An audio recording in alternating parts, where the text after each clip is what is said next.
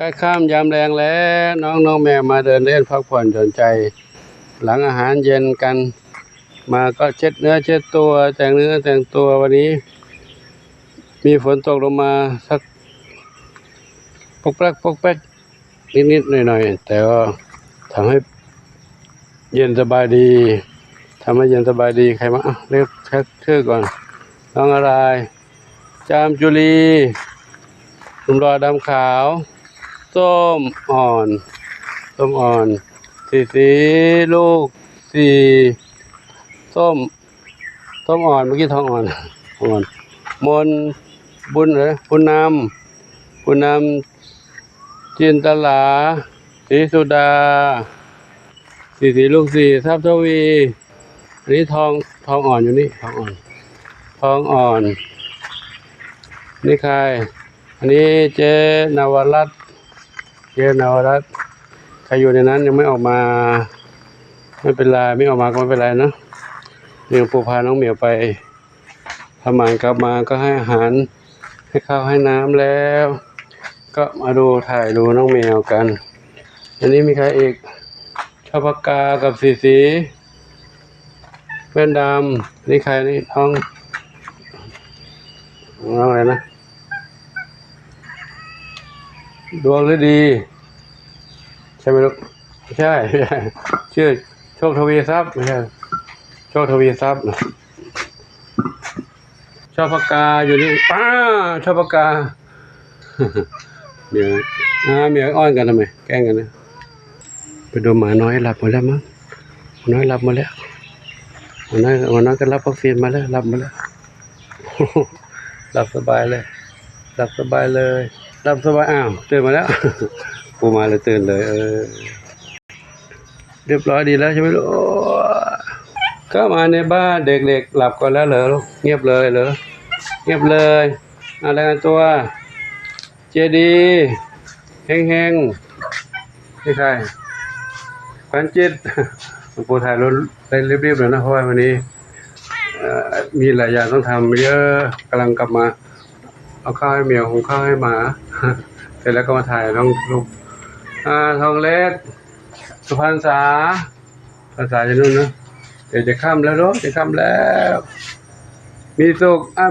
กปุยฝ้ายน้ำเพชร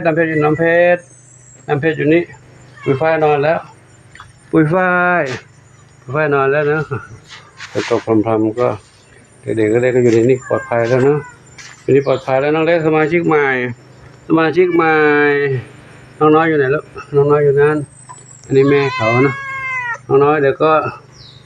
อีกสักเดือนนึงนะลูกนะค่อยทำวัคซีนเนาะยังเล็กอยู่แม่เขาก็ต้องทำวัคซีนเหมือนกันทำวัคซีนเสร็จแล้วเขาไปทำหมันน้องเด้อทั้งแม่ทั้งพี่เลยผู้หญิงนี่แม่พี่ก็ผู้หญิงเหมือนกันพี่ก็ผู้หญิงพี่ก็มาช่วยแม่เลี้ยงลูกเลี้ยงน้องนอนกอดกันได้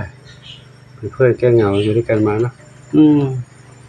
จับมาได้ที่ตัวที่เหลือนะยังไม่ได้จับมาหายไปไหนไม่รู้ไม่เห็นนะ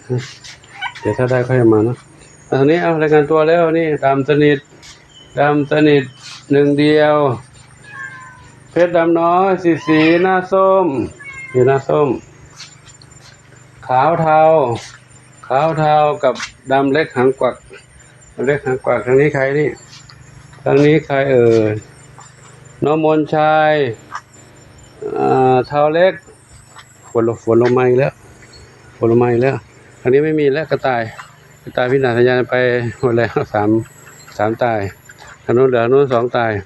เดี๋ยวเข้าไปดูนะดูทางนี้ก่อนพี่เหมียวเตรียมเข้านอนขึ้นนอนมาแล้วนะหลวงปู่ไม่ต้องมาถ่ายหนูแล้วหนูจะนอนแล้วมาถ่ายหนูทำไมใจตาทอน้องมีบุญอยู่ตรงนั้นสบายใจเห็นได้ยินเสียงปู่ปุ๊บกดหัวไปหน่อยพี่กำลังจะเดินเล่นอยู่นะตาทอน้องมีบุญอยู่นั่นเนาะเดี๋ยวไปดูน้องดอกไม้ไปทำหมันมา2เหมียวกลับมาแล้วพักฟื้นแล้วให้อาหารกินแล้วไปดูกันเนาะดูก่อนดอกไม้กุหลาบกั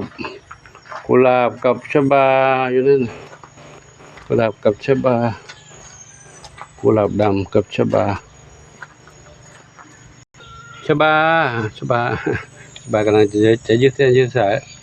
ชบากุหลาบอยู่ตรงนู้นกุหลาบเอาอาหารให้กินหมดแล้วเหรอโอ้กินหมดเลยเดี๋ยวพูให้ใหม่เนาะทางนี้ก็เอาเข้าบ้านแล้วไม่ย้ายเขาออกไปเดินเล่นข้างนอกมันมันเชื้อแฉะลูกน้องเดี๋ยวเป็นหวัดเนาะลูกอยู่ในบ้านนี่แหละเนาะน้องมาลิกับพี่โกนอยู่นี่นะลูกนะอยู่เดี๋ยวนี้เขาอยู่ใกล้กันนี่ไม่เป็นไรนะเดี๋ยวพออาหารให้ใหม่โอ้ยตกน้ำเลยเดี๋ยวโซเซียอยู่ลูกโซเซียอยู่น้องเลยลูกน้องเลยเนอะเมื่อกี้อาหารเปียกให้กระป๋องหนึ่งกินกับ2 เหมียวหมดแก้งเดี๋ยวหายแม่ใส่ให้มาลูกนะลูกนะใครนี่ใครสีหน้าส้มวันนี้ตาลงปูมาทางนี้น้องอะไรเนี่ยน้องส้มขาวใหญ่ไปดูน้องผลไม้ก่อนส้มขาวใหญ่นี่น้องเจดีดำสนิทไปดูน้องเล็กน้องผลไม้ไม่ได้รุ่นกลางผลไม้ทั้ง5เป็นไงวันนี้กายเย็นสบายดีเย็นสบายดีกินข้าวกินน้ำแล้วเนาะนอนอยู่เนาะกินหมดไหมน่ะกินไม่หมดแล้วอาหารอยู่ในนั้นนะอาหารอยู่ในถาดนั้นเนาะพักผ่อนเราเลิกไม่ต้องออกมาเดี๋ยวยังไม่ถึงเวลาเนาะวันนี้วันที่เท่าไรแล้ววันนี้วันที่เท่าไร15อีกสัปดาห์หน้านู้นไปกระตุ้นเราเด้อสัปดาห์หน้านู้นเนาะกระตุ้นเข็ม2ครับเดี๋ยวปู่จะแจ้งข้างหน้าเราเลยน้องกระต่ายอยู่นี่2 ตาย2 กระต่ายอยู่ตรงนี้กระต่ายน้อย2 ตายอยู่กระต่ายสีขาว2 ตายกระต่ายสีทองสีน้ำตาลเอาไปเลี้ยงที่โรงเรียนแล้วนะนี่2 ตายนอนในอุโมงค์ออกมาแล้ว